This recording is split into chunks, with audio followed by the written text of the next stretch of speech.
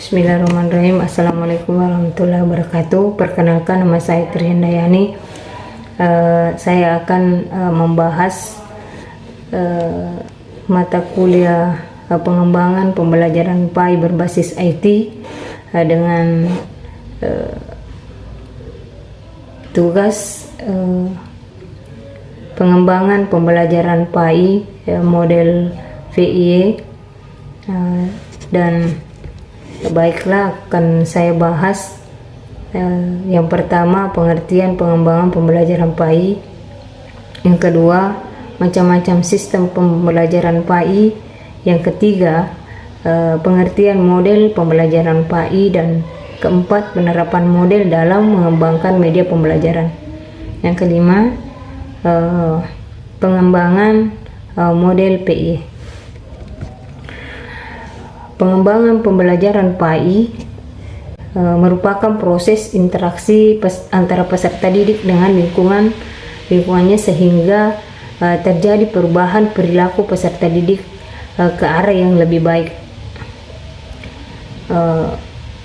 Seorang telah belajar adalah terjadi perubahan tingkah laku pada peserta didik tersebut.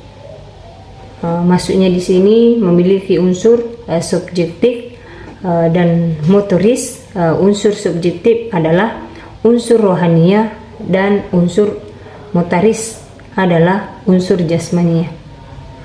Tingkah laku manusia terdiri dari sejumlah aspek, diantaranya pengetahuan, kebiasaan, keterampilan, apresiasi, emosional, hubungan sosial, jasmani, dan lain-lain. Yang kedua, macam-macam sistem pembelajaran, proses pembelajaran PAI.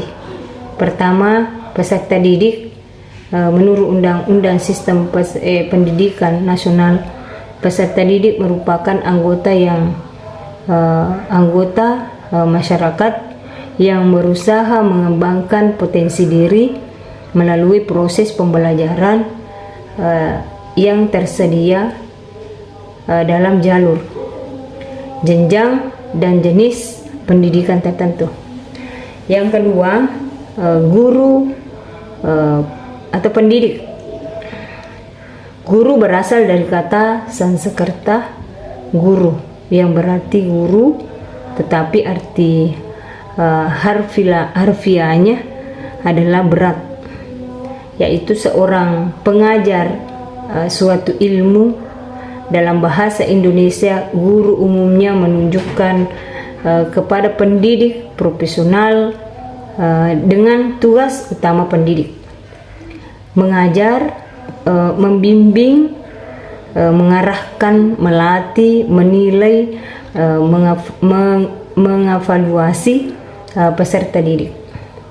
Yang ketiga, tujuan pembelajaran merupakan komponen paling penting yang harus ditetapkan dalam proses pembelajaran, yang mempunyai fungsi sebagai tolak ukur keberhasilan pembelajaran.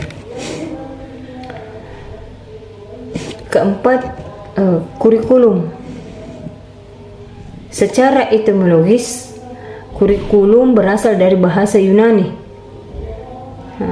Kurir yang artinya pelari, dan kurir yang berarti tempat terpacu, yang berarti suatu jarak yang harus ditempuh oleh pelari dari garis start sampai garis finish.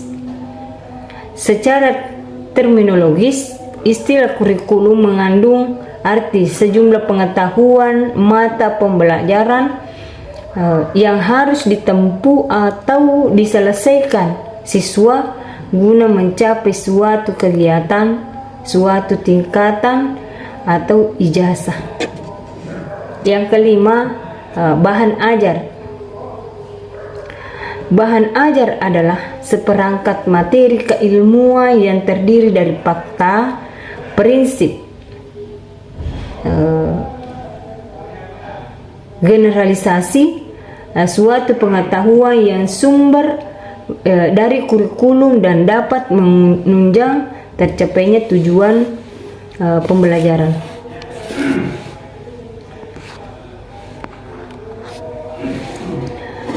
Yang keenam adalah metode.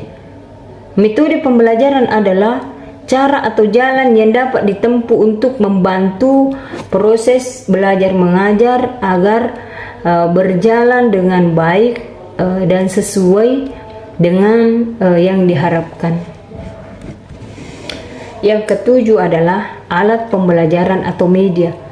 Media dalam hal ini perantara atau pengantar pesan dari pengirim kepada penerima pesan. Media pembelajaran adalah perangkat lunak atau perangkat keras yang berfungsi sebagai alat belajar atau alat bahan belajar. Yang kedelapan adalah evaluasi pembelajaran. Istilahnya berasal dari bahasa Inggris yaitu evaluation. Menurut Owen and Brown, evaluasi adalah suatu tindakan atau suatu proses untuk menentukan nilai dari suatu hal. Pendapat lain mengatakan bahwa evaluasi adalah kegiatan mengumpulkan data seluas-luasnya, sedalam-dalamnya yang berkaitan dengan kapasitas siswa guna mengetahui hasil belajar siswa yang dapat mendorong dan mengembangkan kemampuan belajar. C. Pengertian model pembelajaran. Arendt berpendapat bahwa model pembelajaran adalah suatu perencanaan atau suatu pola yang digunakan sebagai pedoman dalam merencanakan pembelajaran di kelas. Trianto mengatakan model pembelajaran adalah pedoman bagi perancang pembelajaran, perancang pengajar, dan guru dalam melaksanakan pembelajaran. Menurut Youmi sendiri, model adalah suatu yang menggambarkan pola pikir keseluruhan konsep yang lain berkaitan, konkretisasi, teori, analogi, serta representasi dari variabel yang terdapat di dalam teori. D. Menerapkan model dalam pengembangan media pembelajaran. Setiap model pembelajaran memiliki keunggulan dan kelemahan serta dapat diarahkan sesuai dengan jenis produk pembelajaran yang dikembangkan. Misalnya, jika mengembangkan sistem pembelajaran jarak jauh, kita pakai e-learning, maka model yang sesuai dengan adalah model yang berorientasi sistem, dan salah satunya adalah model di Carey and Kate. Yang ke-E adalah model VIE. Tahap-tahap perencanaan pembelajarannya menggunakan VIE model. Yang pertama adalah plan. A. Membuat rencana waktu kegiatan. Jadi sebelum guru melakukan proses belajar mengajar, guru membuat rencana kegiatan pembelajaran mengenai beberapa lama waktu yang diperlukan dalam proses pembelajaran. B. Menentukan alat bantu pembelajaran. Dalam melakukan proses pembelajaran, guru sebelumnya menentukan alat bantu pembelajaran yang cocok untuk materi yang akan disampaikan guru, menggunakan alat media, sumber, dan alat peraga pembelajaran. C. Mengetahui karakteristik peserta didik. Jadi setiap peserta didik memiliki karakteristik dalam kemampuan dan kemampuan yang berbeda-beda. Oleh karena itu, sebagai seorang guru perlu melakukan ancaman atau asesmen awal untuk mengetahui kebutuhan peserta didik. 2. Implement. Pada tahap ini yaitu penerapan atas desain perencana yang telah dibuat oleh guru. Dalam tahap ini guru melakukan interaksi belajar mengajar dengan menggunakan metode berbagai metode, strategi dan teknik pembelajaran, serta peserta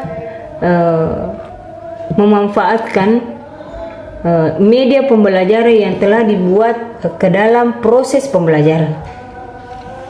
Kegiatan pembelajaran berlangsung secara bertahap sehingga terbentuk alat konsisten, mulai dari kegiatan awal, kegiatan inti, dan kegiatan akhir.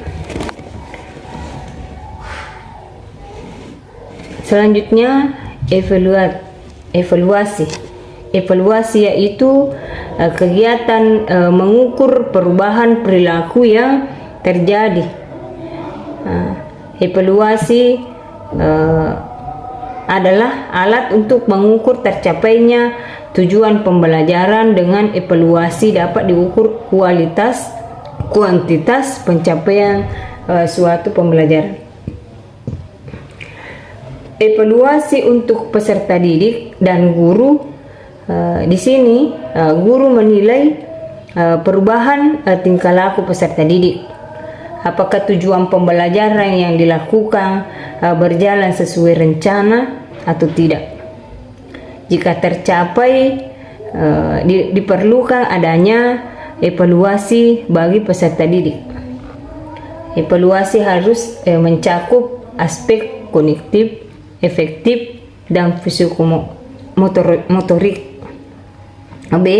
Evaluasi untuk program. Jika program tidak berjalan dengan baik dan terdapat kendala, maka perlu adanya evaluasi yang dapat dilakukan oleh masing-masing guru dan juga rapat oleh seluruh guru bersama kepala madrasah. Itulah barangkali penjelasan kami tentang makalah kami pengembangan pembelajaran PAI model PIE. Mudah-mudahan bermanfaat. Kami mohon maaf apabila ada kesalahan. Wallahu muwaffiq ila aqwamit thariq. Assalamualaikum warahmatullahi wabarakatuh.